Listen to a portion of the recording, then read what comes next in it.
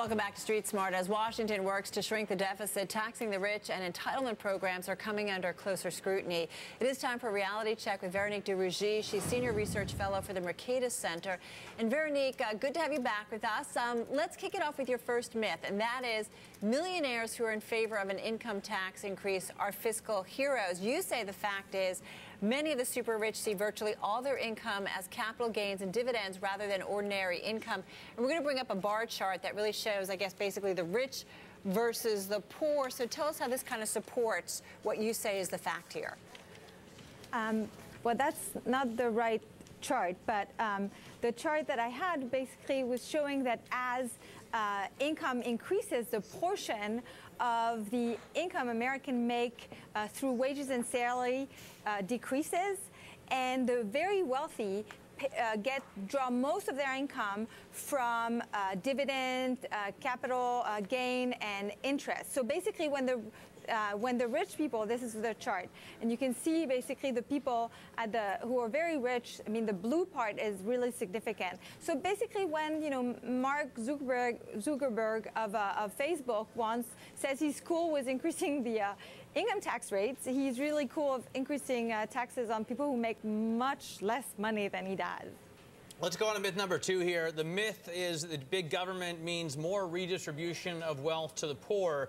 And you say the fact is big governments tend to be less progressive. We have a chart that's a line chart here. Who's paying the taxes?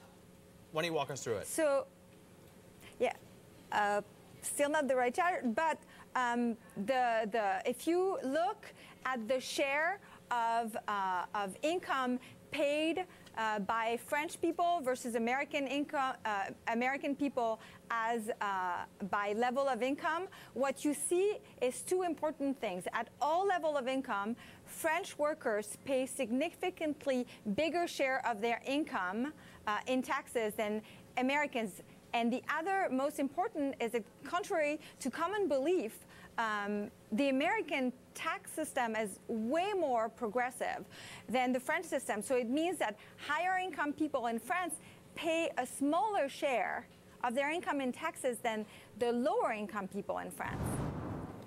And you know what? And we apologize, Veronique, because we know the charts have been out of us. There must be some ghosts out there. Hey, listen, let's get to, though, a chart I think we brought up initially, and that was dealing with Social Security. The myth is the doomsday projections of Social Security and Medicare spending are overstated. You actually say the fact is, on top of the spending that's supposedly funded, the unfunded liabilities for Social Security and Medicare exceed 1 full year of U.S. GDP. It's staggering. We've got a chart, and hopefully it'll be the right one. It's a bar chart, and it's showing funding Social Security and Medicare. We'll get it for you, but talk to us about what you say is the fact here first.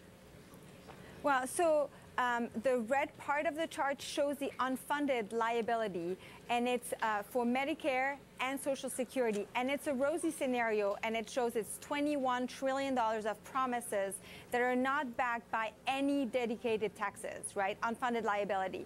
And if you contrast this by roughly the size of the GDP, which is $15 trillion, what this means is that if you confiscate an entire year of wealth produced by American corporations, individuals, and you put it in those trust funds, this still will not be enough to pay for all the promises that are unfunded and that have been made. Right, the numbers definitely... It's staggering. It's staggering. It is staggering. All right, we're going to leave it there. Veronique, thanks so much for our patience with that. Veronique de Rugy over at the Mercatus Center.